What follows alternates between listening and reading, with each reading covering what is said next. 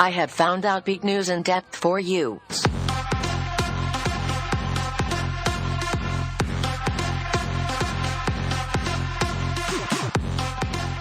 And good evening and welcome everyone to Outbeat News in Depth. I'm Greg Moralia. Tonight we begin with a disturbing story about a relatively new crime problem here in the North Bay that you're likely totally unaware of: human trafficking. Who would have ever thought that runaway kids from Santa Rosa would become involved in complex prostitution rings that are connected with cities like Oakland and San Francisco? Well, tonight, Detective Chris Mahurin from the Santa Rosa Police Department is here to tell us more about this disturbing problem. And in tonight's Outbeat Youth segment, we'll talk with Samantha Logan, a young trans woman and blogger for the Matthew Shepard Foundation. She'll share her own story, and we'll talk about the contributions she's making to MatthewsPlace.com. All of this is coming up right after your Outbeat Radio News for this Sunday, April 28th, 2013. I have found Outbeat Radio News, your source for LGBT news from the North Bay and beyond. It was 60 years ago this past Friday, on April 27, 1953, that President Eisenhower signed an executive order demanding all gay and lesbian government employees be fired. Josh Howard, an Emmy-winning producer from 60 Minutes and CNBC, read about this story in a book written by Dr. David John called The Lavender Scare, and now Howard is producing a documentary about this dark time in LGBT history. We have your friend in the next room. She's already told us that you're gay. You give us the names of others and we'll go easier on you. Somebody will please come to order. Homosexuals must not be handling top-secret material. The pervert is easy prey to the blackmailer. It started this Lavender Scare. It started this systematic campaign to identify and remove all suspected gay men and lesbians from the Federal Civil Service. It was the most wonderful country in the world, and you should serve it. And then I found out they didn't want me. I was called to the FBI office. They wouldn't allow legal representation. I was a scared kid. They wouldn't reveal the evidence. They said, "We have information, you are homosexual. Do you have any comment?" And they would threaten exposure. I submitted my resignation. I lost my job at the patent office. That was the end of it. I was out. The people that I got rid of, they were faggots. I didn't give a hoot. Put them on the bread line. Culturally, we were sick, sinners, sexual perverts. We were worse than communists. We knew that. He was afraid he was under investigation for his homosexuality. He was just not able to cope. And they said, well, he committed suicide. My mom, she was out there crying her heart out. How do you deal with that?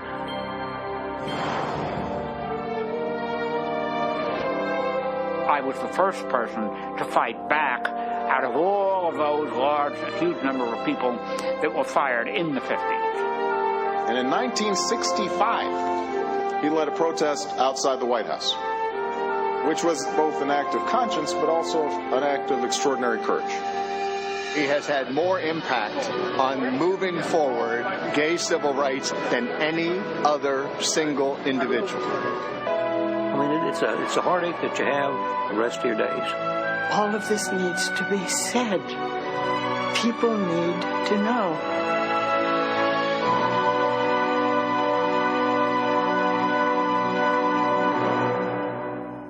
Producer Josh Howard will be joining us next month on Outbeat News in Depth to tell us more about this documentary. You can learn more in the meantime at www.thelavenderscare.com. And in Washington State this week, Governor Jay Inslee signed a bill that will change the state's statutes dating back to 1854 to gender-neutral descriptions. Terms like firemen have already been changed to firefighters, but the new law will go further, adjusting words like ombudsman to ombuds and watchman to security guards. Now here's your calendar of events for the coming week. On Monday, April 29th, and every Monday at 5:30 p.m., the Petaluma Health Center hosts an LGBTQ support group at 1179 North McDowell Boulevard in Petaluma. And also on Monday at 7 p.m., the Parents of Transgender Youth Support Group will meet at Positive Images, 312 Chin Street in Santa Rosa. On Thursday, May 2nd, from 7 to 9 p.m., the Men for Men support group will gather at the Mahurin AIDS Project, 910 Irwin Street in San Rafael. And on Saturday, May 4th at 7 p.m., the Russian River Sisters will host the Closet Ball at the R3 Hotel and Resort in Guerneville. Men and women are assisted by sisters to transform and perform. The wild event benefits the Sisters Scholarship Fund and the River to Coast Children's Services. Tickets are $10, and you can learn more at www.rrsisters.com. If you have news and event you'd like to share with our listeners, be sure to tell us about it by going to our own website at outbeatnews.com. And follow us all week long on Facebook and Twitter for the latest LGBT news and information from here in the North Bay and beyond. For Gary Carnavelli, I'm Greg Moralia. Outbeat Radio News, your source for LGBT news from the North Bay and beyond.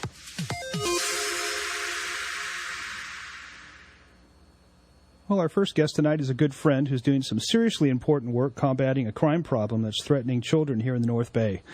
Human trafficking is a relatively new problem for law enforcement, and one I never imagined would even be present here in Santa Rosa. But even more disturbing is that the kind of human trafficking we're talking about involves the prostituting of children and a network that's organized and connected throughout the greater Bay Area. And here to tell us more about this problem is Santa Rosa Police Detective Chris Mahurin. Chris, welcome to Outbeat Radio. Thank you for having me. Well, it's great to have you. So start out by telling us a little bit about yourself and how you got into law enforcement. So I've been in law enforcement for just about 7 years now. It is something I've wanted to do since I was a young child. My goal in the world was to change the world and do anything I could to do that. I got started while I was working at a credit union prior to doing this and started meeting some police officers, and they took me on ride-alongs in Marin County, and I started to get the interest for it. Came up to Santa Rosa and was hired in 2006, and they put me through the police academy up in Windsor. From there, I went through the training program and began to hit the streets and start to see what was out there.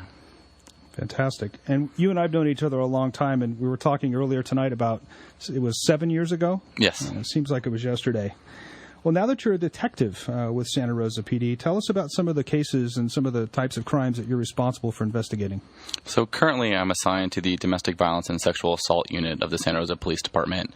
I have a collateral assignment that focuses on child exploitation as well as human trafficking. Prior to becoming a detective, one of my fields of interest was actually prostitution and pimping in particular.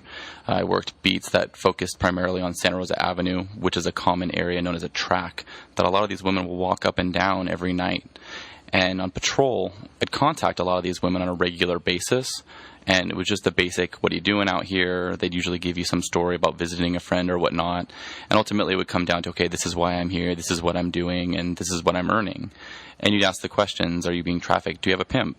And every time the girl would say no, whether she was 15 years old or 25 years old. And when you're on patrol, it's real difficult to go in depth because there's another call always pending, waiting to go to. So many times these women would just receive tickets, or they go to jail, or just a warning and they take off. Well, when I switched to this assignment about 1.5 years ago, I decided that there had to be something more into this, so I started to look deeper into what was going on and realizing that the majority of these women that are working these tracks are forced out there. And so that's where kind of some of my exploration into this concept went into, and I'd start focusing primarily on that and reading reports that patrol officers would take and figuring out what more was going on behind there. Mm-hmm. Well, before we get into talking about the human trafficking and what that's all about, talk a little bit about some of the specialized training that you went through to investigate sex crimes. Initially, when I got started, it's the basic kind of courses that we do for law enforcement. From there, because of my special assignment, I've been to trainings about sexual assault, victim trainings, homicide trainings, as well as child abuse and sexual assault for adults as well as minors. I've gone to numerous human trafficking training courses as well. Last November, I was flown out and recognized by Shared Hope International, who flew me out to Washington, D.C. to attend a conference on domestic minor sex trafficking. It focused primarily on the domestic aspect of what was going on in our own country, as opposed to people being brought over here from other countries. Mm-hmm. Well, when we met for coffee, a couple months ago, and you were talking about what you were doing in your career, and you talked about human trafficking, the first thing that came to my mind was, immigrants being smuggled into the country and then being enslaved into labor, being forced into labor. It never even occurred to me that we would have a problem here in this county with children. Start out by telling us what exactly is human trafficking. What's the definition of it? Human trafficking is any individual that is forced into labor or sexual trafficking by force, fraud, or coercion. If they're an adult, one of those three elements has to be made, where the trafficker is receiving some sort of value, whether it's money or other valuable goods. When it comes to minors in particular, we don't actually have to prove force, fraud, or coercion, just with adults. So that's the basic definition of that. And so the problem that you're working now here in Santa Rosa in the North Bay involves children. Talk more about the scope of that. I mean, are they being forced into labor, or are they being forced into prostitution? I think there's both aspects exist. I primarily focus on the sex trafficking portion of it in particular. We see a large age range that goes into this. You get forced into it. Primarily nationwide, we know that children get involved in the age of 12 to 14 years old is the entry age for many people that are forced into domestic minor sex trafficking. 12 years old? Yeah. So, and that's just the average. So if you figure average is 12 to 14 years old, you're going to get 9, 10, 11-year-olds in that grouping to make up that average just to get there. There's also statistics that show that any juvenile that's run away more than 4 times in roughly a year to 2 year period is about 50% more likely to already be involved in human trafficking. We find large numbers of the LGBT community that are also forced into this because many of them, of the street kids that are out there that are running away, are already homeless and have no way of earning income. Right. When you're 12 to 14 to 15 years old, it's ineligible to find employment legally. So many times predators are able to pick up on these children and be able to force them into something in order for them to have a warm place to sleep, food, clothes on their back. They fall to these predators who offer them hope in ways that families and other support nets have failed them. I think the last statistic I read was that 40% or so of the homeless or runaway youth on the street identify as LGBT or T. So this problem must be of particular concern to this population of kids, right? I mean, talk about how a kid gets sort of drawn into this. Many times, there's two kinds of pimps that are often discussed in pop culture. One is a guerrilla pimp. It's someone who's commonly used to using violence in order to control another individual. While that still is pretty prevalent, especially in major metropolitans like Oakland or Richmond, Sacramento, what we often do find, especially with young kids, is actually that Romeo kind of pimp. That individual who teaches the child that, hey, I love you. I'm going to take care of you. I'm going to give you that support that mom and dad didn't give you. I'm going to give you that support that your prior boyfriend couldn't give you. I have a nice car. Because you're 15, you've never been taken around in something this nice before. So they kind of build that relationship with that child, and then from there manipulate the situation to saying, hey, I want to build that life for us together. But in order to do that, we're going to have more money. And I know that you're young and you can't get a job, so why don't we try this? See what's going to happen, and you're not going to get in trouble because you're a kid. So they'll put you in juvenile hall maybe for the night, but I'll come and pick you up. We'll tell them I'm your uncle, and I'll get you out of juvenile hall. Your mom and dad will never know, and we'll keep building that life. So, I mean, these guys sound like predators. Are they out there looking for runaway kids on the street? They are. A lot of cases are, in order to keep this business going, and it is an organized kind of crime, you have to have some sort of a supply. And if you don't have that supply, they're not going to make this money. Because ultimately what these traffickers are trying to do is get money, and that's really what it is these days. So what they're going to do is they're going to find as many teenagers or kids that they can manipulate to be able to get that money that they want, and ultimately the more they have, the more money they make. So you mentioned that this is an organized criminal activity. How big is this network? I mean, is this connected with the Bay Area, or is this something that's localized in the North Bay? It's all throughout the Bay Area. A lot of times there's a big circuit that will happen. Many of these guys will run women, usually starting in the early evenings in the Oakland area, working on International Boulevard or working at hotels in that same area of Oakland. So let me just interrupt you for a second. So what you're saying is that kids from Santa Rosa who maybe run away are being picked up by these guys and transported to Oakland? Correct. And being prostituted out in Oakland? Correct. Wow. So one of my first cases ever with this instance was a female who was 13 years old.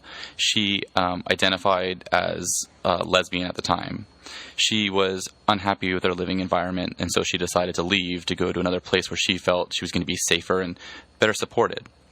So she left, went down to Marin County with a couple teenagers that she had met.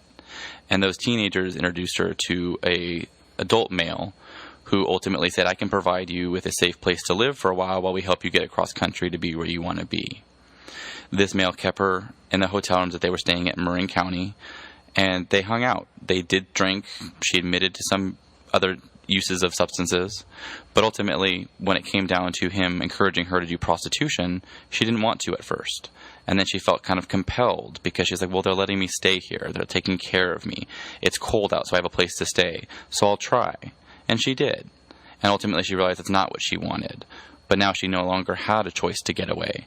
So ultimately, when we found her 4 weeks later, after doing the work that we did to find her, come to find out she was forced into prostitution 6 nights a week, up to 6 dates a night. And every dollar that she earned was forced to give back to him. So she was never able to get to where she wanted to. But yet she felt she couldn't go home because it wasn't a safe environment, and she didn't want to stay with him. But the hopes and dreams that he had provided her to get to that next spot where she wanted to be were only going to be achieved if she stayed with him. And so that's why she would ultimately stay. When we found her, the terror in her eyes was so significant that that's what encouraged me to continue on. She was so worried that if he found out that she said anything, that he would kill her or her family or anything that was related to her. So ultimately, that's what ended up finding this passion to continue going down this path. And she was a Santa Rosa teenager that was forced from our county to work in San Rafael, Novato, Richmond, San Francisco, and Oakland, and some other East Bay cities for a 4-week period before we were able to actually find her. And how, again, did you find her? We were able to use some other techniques from phone calls and working with some other women that were working on the streets as well that had come forward to help with the case. Okay, so she had been reported as a runaway by her parents? Correct. Okay, so there was some investigation going on that perhaps led to her. Correct. So I'd imagine some of these kids who run away or who are tossed out of the house by their parents because, for example, they come out, if the parent doesn't even file a case, a missing persons report, there may be nobody looking for them. Correct. If there's no missing person or any kind of report to indicate that the child is missing, it sometimes falls upon the schools. And if the schools are working with school resource officers to talk about a truant child, or what at the time they believe is truant because they're not showing up in school, those school resource officers are starting to pick up on these signs of human trafficking victims and starting to make those reports and dig into those cases to find out what's going on. Yeah. But if you don't have school resource officers and you have parents who just don't tend to care, then it's going to be a difficult time. We're going to be behind the ball by the time we get that investigation in our hands. So how have these cases impacted you? I'm just curious. I mean, it must be very tough to meet a young girl like that who's got that kind of a story. They're hard. This case in particular is a case that I feel like it's going to change my life. It's a case that I won't stop talking about for the next 30 years in law enforcement that I have going. And it's one of those things that it's hard to leave on your desk at work every night. It's hard knowing that a 13-year-old girl is somewhere and you know what's going on to her every single night, and being comfortable sleeping in your own bed knowing that she's not comfortable right now. So it takes that passion to kind of keep going out even harder to look for these kids to get them to a safe place. Now, you mentioned that you went to some specialized training when you began investigating these cases. I would imagine that this is an evolving area for law enforcement. Talk about what some of the things that we've learned about this problem.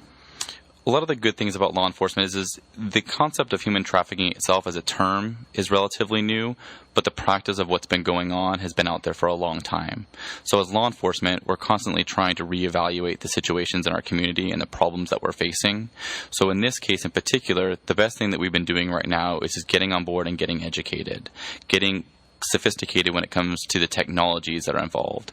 A lot of times technology is the way that these kinds of crimes continue on, because it's not like it was 10 years ago, 15 years ago, and even more, when these girls were walking up and down shady neighborhoods, and that's where they were picking up these dates. Now a lot of it's done through kick messaging or online sites like MyRedBook or Backpage.com, and places where they're not having to walk anymore, but the Johns are actually coming to their hotel rooms, or they're actually setting up apartments. So for us, a big part of what we've had to do is really change the way that we combat these issues. Before, it was just cite the girls or book them in jail and we're done with it. There's a statistic that came out that for every 100 arrests that are related to prostitution, 98 of those arrests were actually the women that were doing the work. 2 of those arrests were the males, and that was either the traffickers or the Johns that were purchasing the sex. What we've tried to do in Sonoma County in particular is change that model. Instead of going after the women, we treat them like they're victims. So when we do stings, we often have social services. We have Verity, the Rape Crisis and Trauma Center, as well as Crossing the Jordan representatives there to get these women services immediately, as opposed to treating them like suspects and booking them in jail. We find that now that we change this concept of how we look at the whole problem of human trafficking, and we focus on victim-oriented investigations, we then go after the traffickers and are actually making better cases because of this community-based working relationship that we have with nonprofits and law enforcement. Mm-hmm. And I want to come back to those nonprofits because I understand that they're really making a big difference here. And certainly for those kids that are under 18, I mean, they truly are victims by circumstance. But not just by circumstance either. I mean, no child under the age of 18 can consent to sex. Right. And so it's depressing to know in society that because a man puts $40 down on a nightstand and a 16-year-old takes it, then now we're perceiving that as her consenting to the act that's actually happening. Right. I know sort of historically, prostitution has been seen as sort of a victimless crime. Getting back to the victim thing for a little bit. How successful have you been at prosecuting these cases? I mean, you've really got two types of offenders. You've got the John, who is engaging in sex with a minor, and you've got the pimp. How are these cases being prosecuted, and what's your success been?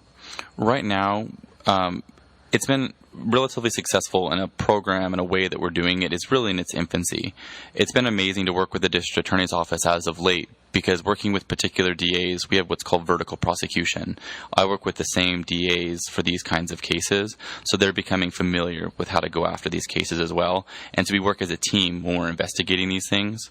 So ultimately, we're finding a way to be successful because we end up working with nonprofits that make sure the girls are staying healthy, happy, and getting the services that they need, and being able to replace what that trafficker was providing them with. And because they have that support that they need to be able to get off on their own and be on their own, we're finding that they're finding that courage inside of them to come into court to testify. So we're getting more and more cases where these victims who normally and traditionally won't show up to court because they're too afraid or they're too controlled are actually finding that strength to come in, and we're actually receiving more convictions than I believe we probably have in the past. I'm not familiar with the DA statistics on human trafficking cases alone, but I would be hard-pressed to believe that we have not had more convictions in 2012 and will continue having 2013 than we have in years past because of the new model. Yeah, and I would imagine that juries, sitting in and listening to these gruesome details aren't very lenient on these guys. What's a typical sentence for a person who's trafficking young people? That's the problem right now with our legislation is currently if you're trafficking a minor, the max time that you can do for trafficking a minor is actually 8 years. It's only 5 years is the max for an adult. What we're finding is it's not substantial enough. In November of last year, the CASE Act, Prop 35, did pass with, I believe, over 80% of the vote, which would apply larger and more significant sentences to these kinds of cases, but a lot of that hasn't taken effect yet. We're finding that in November, there's a classified document that came out from the FBI in October of last year, and it stated that many gang and narcotics and arms dealers and those organized crime rings are actually starting to switching to running girls, whether they be adults or minors, because the punishment is significantly less. In our county and state of California in general, if you have a gang member who goes in and robs a grocery store with a gun, and he points that gun but never pulls the trigger, if the court can prove that he was a gang member, that he committed a robbery, and that he possessed the firearm, that mere possession of that firearm alone is a 10-year minimum enhancement. So for never even pulling the trigger of a gun and just having it, you now have a 10-year minimum sentence. But a 13-year-old girl who is forced to have sex with 6 different men a night, 6 nights a week, faces a max of 8 years. That's crazy. And that's if he's had a criminal history. If he hasn't had a criminal history, oftentimes the sentence can be less than that, and usually it's half time by the time they get to prison. So you mentioned Proposition 35. How is that going to change the sentencing here in California? It's significantly more substantial. I don't know the exact numbers, but they're looking somewhere between 15 to 20 years as opposed to the max of 8. As well they should. In those cases as well, they're required, if under the new CASE Act, to have to register as sex offenders once they're convicted, which currently under state law they're not required. Wow. So this is, it sounds like, certainly not just a problem that is centralized to the North Bay or the Bay Area, that indeed it's a national problem. Are you working with federal officials on this? We do. So I work for a couple different task forces. One of them is a work group. It's called the Loss of Innocence Work Group, and it's sponsored by the FBI. It's a nationwide work group, but it's broken down into different geographical locations. We work out of the one in the Bay Area. Some of our major cases that have gotten breaks in them are because of that collaborative environment. So many times I may have an idea of who a trafficker is, or just have a picture because he's been in one of our hotels or we're looking for someone. I'll forward that information off to that work group, which is a combination of local law enforcement, probation, corrections, the FBI, and state and city law enforcement. And within usually a couple of hours, we have that person identified. We also share resources with one another to be able to go after these people. So that collaborative is also a really big impact on a lot of our cases. Great. You mentioned nonprofit organizations that are doing both educational work and victim support group. Talk about some of those organizations that you're working with. One of the organizations that we work a lot with is Verity. It's the Sonoma County Rape Crisis and Trauma Center. What they do is provide victim services for all victims of those three areas. They've been great about coming out to be with our victims prior to interviews and after the interviews to make sure those victims are getting the support that they need. Crossing the Jordan Foundation is also a Santa Rosa-based organization that works with women that have been in this field for however long. They provide them with housing. They help them get in touch with medical services, food, clothing. They do a great job about rehabilitating a lot of these women that have been forced into this trade and being able to get them to their own abilities to take care of themselves and not needing these traffickers anymore to do that. We also work with some other great organizations like Seroptimus of Sonoma County, as well as the Junior Commission of Sonoma and Napa, who've really been a great organization about helping us raise funds when we put on conferences. Mm-hmm. Last October, we put together a conference for the Sonoma County Human Trafficking Task Force, and what that conference focused on was hotels. And we got together a group of 100 hotel owners and employees that talked about the issue of human trafficking, what it was, how to identify it, and what to do once it's been identified. So explain the connection a little bit further with the hotel owners. Why is their role so critical? A lot of the girls that we meet are working out of our local hotels. So almost every girl that comes up to Sonoma County and that's working is usually working out of a hotel room. They're usually not from here. Some do work out of apartments or houses, but primarily they're going in a circuit. And a lot of that circuit involves starting in Oakland in the evening, coming to Santa Rosa in the late evening, leaving and coming back to San Francisco at night. And they usually oftentimes stay in Sonoma County because they feel like the law enforcement isn't doing as much up here as those bigger cities are. So these hotel owners and managers and employees are seeing the vast majority of these victims coming in and out of their hotels, and they're seeing these Johns come in and out of the rooms on a regular basis throughout the night. And what kind of cooperation have you gotten from the hotel owners? We've had some really great success with it. Before, we used to see calls for service come in and say, oh, they believe a hooker is staying in their hotel. Now we'll see calls for service coming into our dispatch center saying, hey, they believe a victim of human trafficking is in room 123. Or we're finding out that employees or managers of hotels are turning away people they believe are trafficking young women and calling law enforcement to let us know this is what's going on so we can try and contact those people and rescue those girls out of that situation. So I'm curious. I mean, is it obvious to these hotel owners what's going on here? What are some of the signs that would tip off, let's say, a hotel clerk at a front desk that they're about to give a room to a trafficker? I think a lot of times what it is you see the people that are coming in. And so it's usually one male, maybe another, but oftentimes one male with at least one female. The woman is usually dressed in some sort of scantily clad attire. And the males are usually doing the most of the talking. You'll also find that the male is arranging the reservation, but yet putting the reservation under the female's name because they don't want to be attached to that room. So they usually try and hide it that way. Or they'll not have an ID. They'll have something else or an out-of-state ID. It's really common that we told them what to do for these things or to ask questions, be customer service related in the sense that, oh, welcome to Sonoma County. What are you doing in our city? Anything you plan on seeing while you're up here? Have you been here before? Because when you ask Joe Schmo citizen, what brings you to Santa Rosa, they're going to tell you I came here for the county fair or I came here to go to Safari West. Well, a lot of times these traffickers don't have an excuse. I'm here to go to the mall. I'm here to go see my friend, but their friend doesn't have a name, or they don't know where they're from. Oftentimes these same traffickers will use the same hotels because the ones that don't question, they know they can keep going back to and not getting any heat from it. So when you check in the people into the rooms, running their names in your system to see how frequently they come there. Are they paying with cash? Prepaid debit cards are another really common way because they're a little more difficult to track. So a lot of times those are the warning signs to what to see. So we encourage them to ask those questions, put up signs that saying they don't advertise, they won't allow human trafficking in their hotels. A lot of things like that we're finding are deterring a lot of the men from going into these hotels. So these guys are actually that brazen. They would actually walk up to the counter with some obviously underage girls? Yes. Crazy. Absolutely crazy. Well, it's good to hear that you're getting good cooperation from the businesses, though. Mm-hmm. Fantastic. You're doing some work in schools, and you mentioned earlier that schools play a pretty big role in helping to at least report kids that have been tossed out of the house. For example, the LGBT young person who was tossed out of the house, whose parents may not report them as missing. What education are you giving the schools? Right now, what we're trying to do is develop a program that's going to get into the schools that specifically talks about human trafficking. And it's going to be a two-step model. One is going to be for teachers and administrators about how to identify the signs of human trafficking, what to be looking for with your students, and what you can do once you've identified someone you believe to be in human trafficking. The second part of that is to be getting involved with actually the students. Nationwide, we're discovering that once students are involved in the issue, they are incredibly proactive.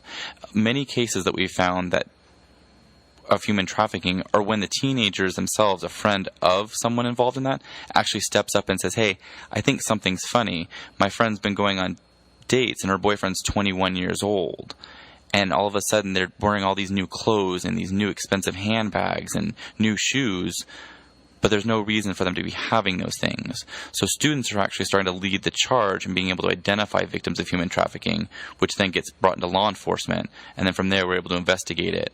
So the goal is to be able to get students more up to date about what it is and what these traffickers are looking for when they try and prey upon these younger individuals. So for our Gay Straight Alliance members who are listening out there and their advisors who might be listening, give us a couple of things specifically to watch for in their peers that might suggest they've become involved in this problem.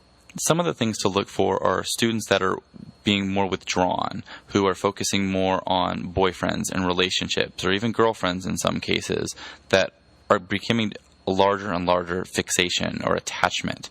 Most times, and almost every time, the boyfriends or the girlfriends aren't going to those schools. They're usually over the age of 18. They're usually from other cities.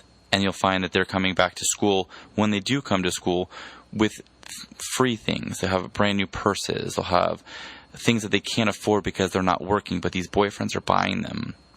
They become more sexually active. You talk more about that. Looking when you see pictures of them, you'll start seeing more sexually suggestive photos in their phones or even online and on Facebook and Twitter. Things like that are becoming more prevalent.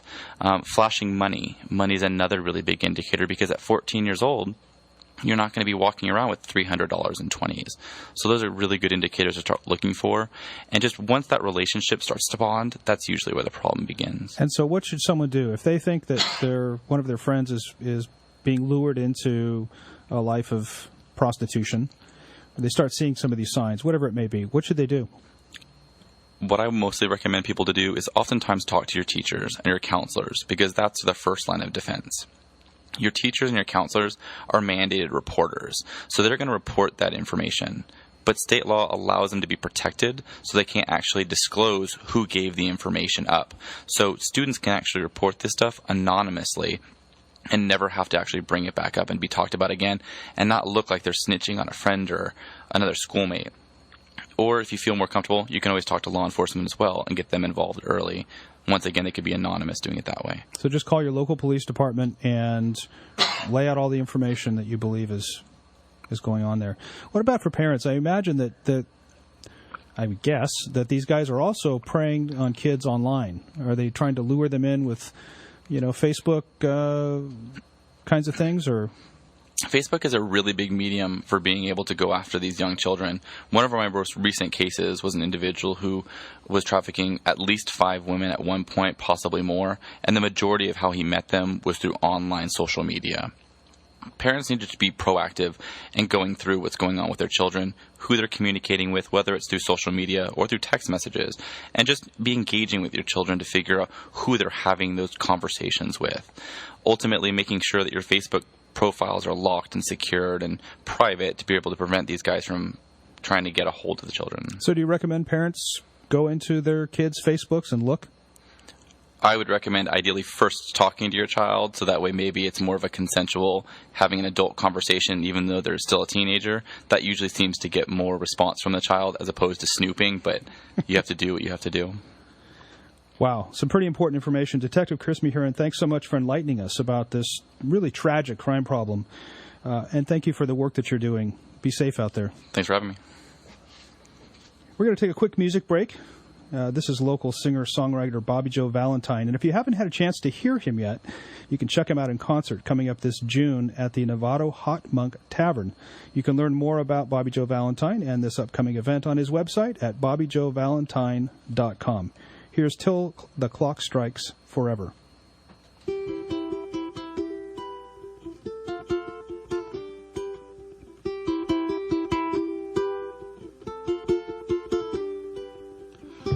You take your freedom, I'll take the reins for a while. I know you don't need them, 'cause you still get your way when you smile. And in the dark, with the storms and the thunder, I won't tell a soul if my true love hides under. I won't tell a soul if my true love hides under me.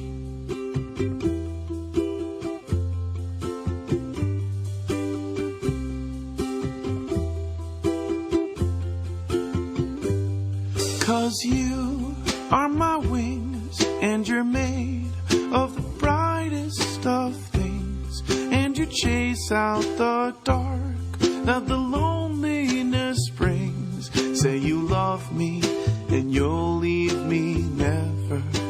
Don't let me go till the clock strikes forever.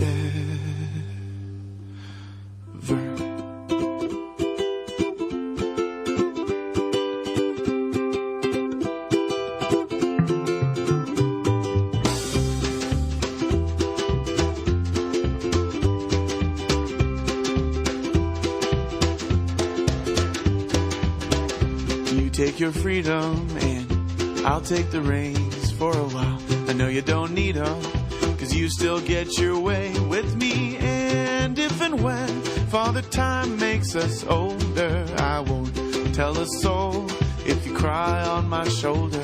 No, I won't tell a soul if you cry on my shoulder. 'Cause you are my wings, and you're made of the brightest of things, and you chase out the dark that the loneliness brings. Say you love me, and you'll leave me never.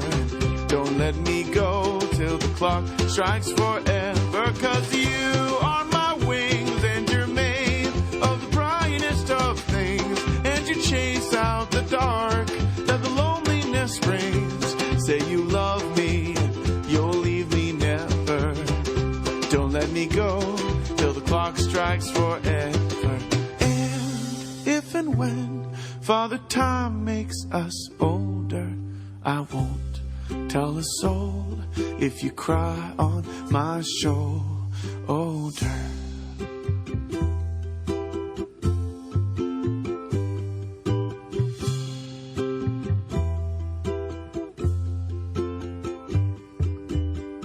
That was local singer and songwriter Bobby Joe Valentine with Till the Clock Strikes Forever from his newest album, Home. You're listening to Outbeat News in Depth on KRCB-FM Windsor, Santa Rosa.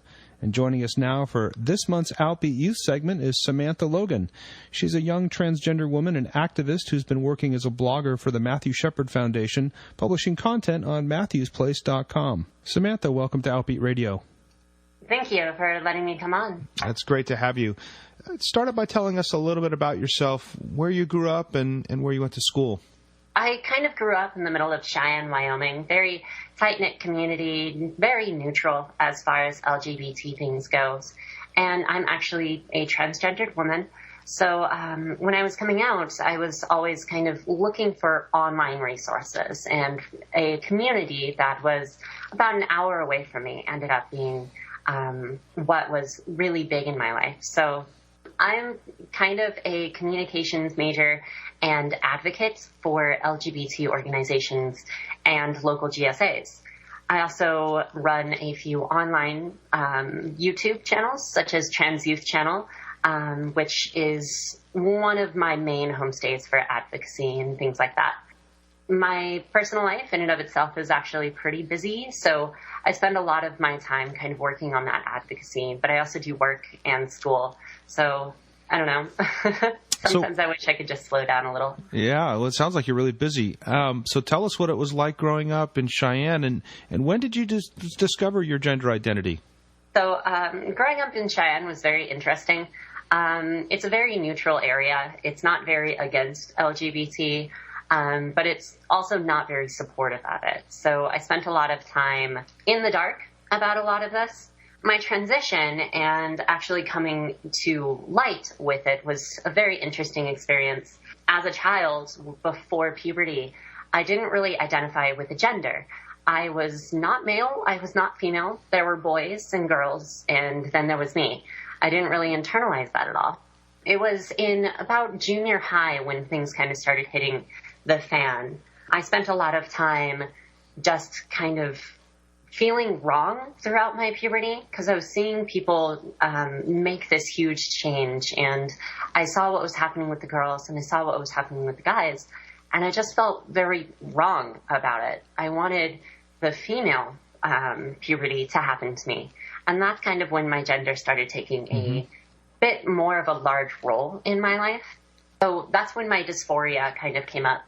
And my dysphoria is not a lot like some transgender people's stories where you're a boy trapped in a girl's body or vice versa. Mine was more along the lines of an anonymous feeling. It was just that I felt wrong. I felt guilty about nothing in particular. It didn't really tell me what it was. I can say it was very torturous, although that's a little bit of a dramaticism there. But so I spent a large portion of my time just feeling bad and feeling wrong about myself, but I didn't know exactly why. So I spent a good 4 years throughout my high school trying to figure things out. And one of the things that kind of helped me to figure it out was when I was at home, I would cross-dress. I'd cross-dress in private, and that kind of started to grow. It wasn't a sexual thing at all. It would start at maybe being cross-dressed for about half an hour in 9th grade, to there was a point where several friends asked me to go out to a movie, and I refused to go out to a movie because I wanted to be a girl in my own house for more than 8 hours when my dad was currently working overtime at the time. So that's kind of a huge turning point in telling me exactly what that dysphoria was, and that's kind of how I came to figure it out. Wow. And so it sounds like you had good support at home. How did that go? I didn't necessarily have any good support at home. I was doing that very secretively. My dad didn't know. My mom didn't know. None of my siblings knew. I would only do it when I was alone at the house. My mom is actually very supportive, and my dad is not very supportive at all. I was actually excommunicated from my dad's side of the family when I did come out. Wow. I actually kind of remember that day. And my coming out story is more along the lines of, once I had figured out exactly who I was, I had very supportive friends. I went to a Unitarian Universalist church, which is a very open community. And several of my friends took me down to Fort Collins to kind of have my first real life experience. They didn't know that I was transgendered, but they were pushing me to cross-dress, and they thought that it would just be fun. It would loosen me up, and I passed really well. So they took me down there. And at the end of 3 days wearing heels and being incredibly happy, I told my friends in the UU church. They were incredibly happy about it. They said, "That's great. That's awesome." They were very welcoming. And then that's when I decided I needed to do this. So my coming out story was about 2 weeks, all in all. And I came out first to friends on Facebook, posted pictures from that real life experience in Fort Collins. So all my friends knew. I didn't have any siblings that were on Facebook at the time. Then I decided to come out to my family. When I told my dad, he was the first family member to tell, I was about halfway down the stairs to my basement bedroom, and he was cooking at the stove right next to the stairs in the kitchen. He had a spatula in his hand, and I just turned about halfway through. I was feeling incredibly nervous, and he said, "Dad, I need to tell you something." And he just nonchalantly, "What do you want, Sam?" And then I just said, "I have girls' clothes downstairs. I want to be a girl, and I'm going to make this transition." Wow. Before I can even continue, he dropped the spatula, grabbed his coat, left, and our relationship has never been the same since. So that's kind of what happened with my dad, which is kind of a bummer. But the next day, which was a Saturday, I wasn't going to be deterred. I'd already come out to friends, and they were very supportive, and my dad was the only one who reacted badly. And I decided I was going to move forward and tell my mom. I was just going to do it a little bit better this time. I was going to kind of ease into it. So at 10 o'clock in the morning on a Saturday, I walk into my mom's place, and she's like, "What do you need to talk about?" So I sit her down, and I say, "Okay, so I have something to tell you." And I broke it to her easy. I said, "I have girls' clothes, and I cross-dress at home privately." And she looks at me, and she's like, "Okay." And then I say, "So I want to wear those clothes in public. I'm transgendered." And she says, "Oh, okay." And then I say, I just go full-fledged here and just like, "I want to be a girl, and I'm making the transition, and I want to be your daughter now." This time she looks at me and she's just like, "All right, that makes what I have to tell you a little bit easier." And then I just kind of looked at her and I'm like, "I'm sorry, wait, what?" And she looks at me, she smirks a little bit and says, "I have something to tell you too." And I'm like, "Okay." And then she just says straight out, she's bi. So my mom came out to me when I came out as transgender to her, supportive. But she actually one-upped my transition in a way, because right after that, she had a girl at the place who came out of the bedroom in her pajamas to make coffee right after she tells me that she's bi. So that's how I met my mom's partner at the time. Wow. That's a pretty incredible story. Yeah. I'm very happy to have my mom's side of the family with me, being very supportive. So it sounds like, despite the struggles with your dad, you've got a really good, strong support network between your friends and your church, and clearly your mom's side of the family. Yes, I definitely do. That's great. I'm very happy to have that support structure. Right. Good for you. Good for you. So tell us about how you got involved with the Matthew Shepard Foundation. So, as you know, I actually lived in Cheyenne, Wyoming, and I was young at the time when Matthew Shepard was all over the news and the media. I was about 7 years old, and it didn't quite hit me at the time exactly what had happened to Matthew Shepard, because I'm this 7-year-old kid, and I hear this travesty, and I regard it as a travesty. But as I grew up, as I started feeling wrong, and as I started to discover what this dysphoria was, the Matthew Shepard case had actually quite an impact on me. Every time I thought about who I was and having a different gender, not being a boy, I would always think about how my dad reacted to that case. Because of that, it kind of scared me coming out about being transgendered. And I noticed when I came out that there was a community in Cheyenne that was a lot more supportive than I had originally thought. It's just that it wasn't out there completely. And because of that, I had noticed that this community really needed to be understood a little bit better. So I contacted Matthew Shepard Foundation as part of another group that I joined, being Across All Lines, my local GSA at my local college. And that's kind of the point where I looked at the Matthew Shepard Foundation, how it had affected me when it came out, and how the community in and of itself had supported me throughout all of that. Mm-hmm. So I kind of came to Matthew Shepard Foundation through other communities and through a realization that the Matthew Shepard case in and of itself had changed Cheyenne, changed Wyoming, and changed various areas around that. Mm-hmm. Colorado had been changed by it. And that's kind of where I wanted to help with mm-hmm. the Matthew Shepard Foundation. Mm-hmm. I kind of wanted to tell my story, living in the middle of Cheyenne and talking about the experiences and the culture change that happened after the Matthew Shepard case. Mm-hmm. So you're a blogger for Matthew's Place, which is a youth-based website. Tell us about some of the things you've written about. So I'm actually a video blogger. I do a lot of web-based stuff, webcams and video.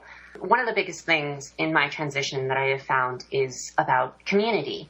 I feel that community, being strong and interconnected and interweaved, has a lot of profound effects on a personal, small group, public, and interactional level. So I feel it's really important when you come into a community that you know exactly what that community is doing for you. That's what my blog is about on Matthew's Place. It's about all of the parts of community, the anatomy of community that can help you change in all those different levels. Mm-hmm. So what are you hoping to accomplish then, sort of long-term for LGBT peers and youth who come to Matthew's Place and see your content? So the wonders about the online, the internet, when it comes to the LGBT community, is that it's able to connect a lot larger crowds. And in addition to that, it covers various different target audiences. And one of those target audiences is those who are not out yet. That's a huge deal, to be able to, not having come out as gay, lesbian, bisexual, or transgendered, not having to come out as that, but still being able to get all of those resources. So what I want to accomplish with my blog on Matthew's Place, I want to show people the strength of community. I want to be able to kind of take their hand and bring them from this online community where they're not out, but they are feeling more and more comfortable, into a physical community and an interactional community, both online and in their local areas. Mm-hmm. I want to kind of show them the importance of that interconnection and that they can rely on the community as well as helping to build it. So in the long term, I'm hoping that I can kind of bring people out of a shell and show them that there are people they can talk to. My ultimate goal is to make youth, in addition to others who are not out yet, feel more comfortable doing so and know that they have people who are willing to accept them. Yeah, it's so important, and I think that's one of the real beauties of Matthew's Place, is that for that young person who's up in the middle of the night, struggling with who they are, thinking that they're all by themselves, they can go and get some connection and see that, no, they're not by themselves and that there are many other people just like them out there. Yeah, exactly. So from your experience, if you were to talk with a group of college-bound LGBT people, give some advice about being out at college. Should you come out right away? Should you wait? What would you tell them? Oh, that's definitely a really difficult topic there. When it comes to college and it comes to making friends and everything, college is a very different environment from high school. And I think a lot of the youth kind of find a culture shock in that. When I came out after high school and going into college, it was a bit of a culture shock for me because I shotgunned it out of the gate. I started living part-time a week into my freshman year at college. And I found myself being attacked on one side, nurtured on another side, and not exactly knowing who I was. A lot of college youth do face this going into college, and that's part of the college experience, learning exactly who you are. When it comes to being LGBT, however, and coming out and everything, I feel it's really important to look at your support networks that you already have before you come out, and looking at what support networks you can outreach to after you come out. Mm-hmm. Because when it comes to being excommunicated, losing friends, losing family, you want to have those people who will be there to say, I know how you feel, come here, let me help you out, and reach their hands out and give you a shoulder to cry on. Good. As far as coming out in college, it's also really important that regardless of this transition, this huge coming out for any LGBT plus person, it's important to recognize that college in and of itself is more than discovering who you are. And being gay, being a lesbian, or being transgendered does not necessarily mean that you don't have a life outside of that. So don't obsess yourself with the coming out process, but look at other things. Don't drop too many other things that you plan to do. Great. So what's in store for your future? I want to be a visual and auditory communications specialist for nonprofits and small businesses. I want to help nonprofits and small businesses grow in their physical communities and kind of learn the language in order to make themselves known, present their idea, and bring that to a stable community basis. That way they're able to grow and they're able to speak like many of the larger companies such as Walmart and things like that. I kind of want to help small businesses and nonprofits speak in a way that they can get their ideas across and keep them very stable at the same time. So my transition has been a huge help as far as that goes. And now I'm planning to go into PR specifically for these communities. So great. Well, it sounds like you have such confidence now. I can hear that in your voice, and you're doing so much to really help others, which is fantastic as well. Yeah, definitely. I've been very gifted with my life. I've had a very nice transition. It's been a little bit easier, and I don't think it would have been so easy without a community. So I've changed a lot, and I can thank the community and Matthew's Place for that. So. Good for you. Well, thanks for all that you're doing for all the young people out there and all the great content that you're contributing to Matthew's Place. Definitely. Thank you. We've been talking with Samantha Logan, who's a blogger for MatthewsPlace.com, where you can go to learn more about LGBT life as a young person and find a variety of resources there. Samantha, before we go, give us your YouTube channel one more time. So I actually have two channels. My personal channel is Name is Sammy, all one word. NAMEISSAMMI. And then we also have a collaborative trans channel that's very supportive if you're looking to learn a little bit more about what it's like to be a trans youth. That is Trans Youth Channel, once again, all one word, on YouTube. Fantastic. And if you missed those, we'll have those on our own website at outbeatnews.com. Just click on show notes at the top of the page. Samantha, thanks for joining us tonight. Definitely. Thanks for letting me join. And that brings us to the end of our hour. My thanks to our guest tonight, Detective Chris Mahurin of the Santa Rosa Police Department, and Samantha Logan from MatthewsPlace.com. I'll be back next month on the 4th Sunday of May with Jay Foxworthy and his son Daniel.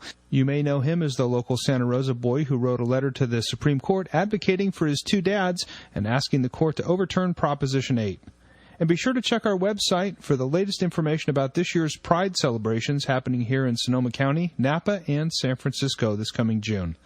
Tune in next Sunday night to Outbeat Radio for Living Proof with Sheridan Gold and Dr. Diana Grayer. That's at 8 p.m. and only here on KRCB Radio. In the meantime, have a great week. Thanks so much for spending your Sunday night with us.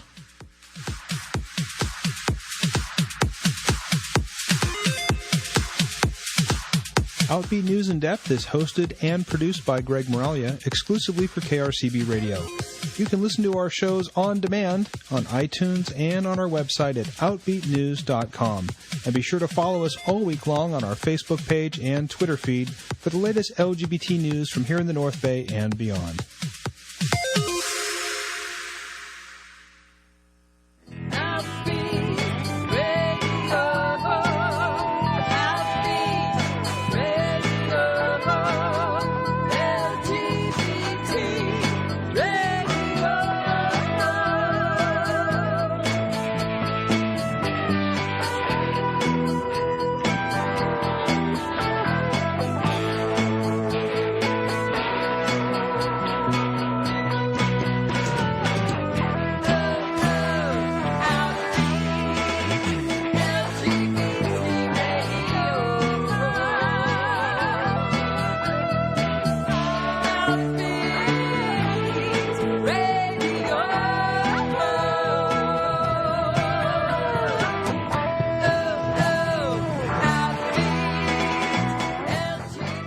You're listening to KRCB FM Windsor, Santa Rosa. News, arts, and ideas where you are. On the air and online at 91.1 and 90.9 FM.